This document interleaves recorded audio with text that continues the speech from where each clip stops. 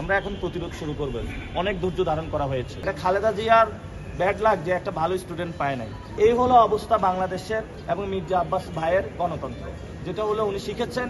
এটা খালেদা জিয়ার bad luck যে একটা ভালো স্টুডেন্ট পায় নাই। ওরা যাকে গণতন্ত্রের দিকে, ও চলে সন্ত্রাসের দিকে। জিয়াউর রহমানও বানাইতে পারে নাই ভালো আরই। তো ওর জন্য লাঠি ছাড়া কোনো আসলে উপায় নেই। লাঠি দিয়ে বাড়ায়া হলে এগুলার ভালো স্টুডেন্ট বানাইতে হবে। গণতন্ত্র বিএনপির একটা স্ট্যান্ডিং কমিটির সদস্য গণতন্ত্র বিরোধী কার্যক্রম করতেছে। আর আপনারা কি জানেন কি না যে লাঙ্গল আর ধান এক হয়ে গেছে? অদ্ভুত একটা কার্যক্রম বাংলাদেশে করছে। লাঙ্গল বলে ধান, ধান বলে লাঙ্গল। তো লাঙ্গলের ভিতর দিয়ে তো আওয়ামী লীগ আসবে, আওয়ামী লীগের মধ্যে দিয়ে তো আবার ভারত আসবে। ভারত যদি বাংলাদেশে ঢুকে যায় তাহলে তো সমস্যা। এজন্য বিএনপির মার্কা হয়ে গেছে এখন ভারতীয় মার্কা। এটা খুবই দুঃখজনক। জিয়াউর রহমান যে মার্কাটা ন্যাশনালিস্ট বলে এটা আর দল নাই।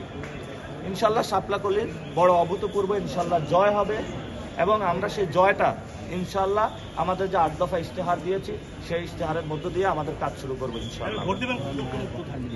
ভোট আরেকটু এনশিওর করে নিই সবগুলো। আমার মনে হয় আরো 2-1টা কেন্দ্রে আমি যাব, তারপরে সিদ্ধান্ত নিব। জানাই দেওয়ার পরে আমাদের ইলেকশনের একটা যে আমাদের দল থেকে এবং 11 দলীয় জোট থেকে একটা ফোরাম আছে, সেখানে আমি জানিয়েছি এবং যারা ওইখানে যে দায়িত্ব ছিল প্রশাসনের আমরা তাকেও জানিয়েছি। তো আমরা একটা লিখিত অভিযোগও দিব এবং সে প্রিজাইডিং অফিসারের আমি একটা কার্ডও নিয়ে এসেছি, বাংলাদেশ ব্যাংকের উনি পরিচালক। সেখানে গণকণ্ঠ নামে একটা সাংবাদিক ছিল, ওনার কি অবস্থা জানি না। ওনার হলো যে কোনো সময় ওনাকে অ্যাটাক করতে পারে, তার সাথেও সে প্রবলেম সৃষ্টি করতেছিল।